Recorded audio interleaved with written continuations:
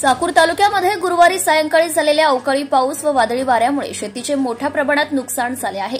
याची माहिती देण्यासाठी काही शेतकरी शुक्रवारी सकाळी येथील तालुका कृषी अधिकारी कार्यालयात गेले असता सकाळी 11 वाजेपर्यंत एकही कर्मचारी कार्यालयात हजर नव्हता। याबाबत तालुका कृषी अधिकारी यांच्याशी मोबाईलवरून संपर्क साधला असता तेही प्रतिसाद देत नाही।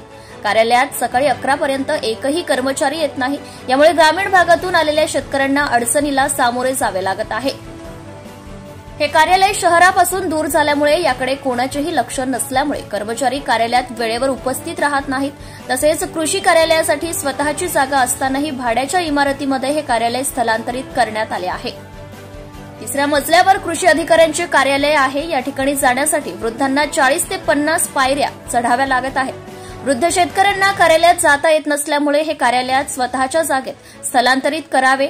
कर्मचाऱ्यांना कार्यालयात वेळेवर उपस्थित राहण्याच्या सूचना कराव्यात, अन्यथा प्रहार जनशक्ती पक्षाच्या वतीने तीव्र आंदोलन छेडण्यात येईल असा इशारा प्रहार पक्षाचे तालुका अध्यक्ष वर्धमान कांबळे यांनी दिला आहे।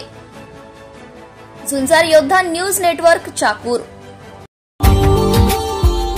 Subscribe now and press the bell icon. Never miss an update.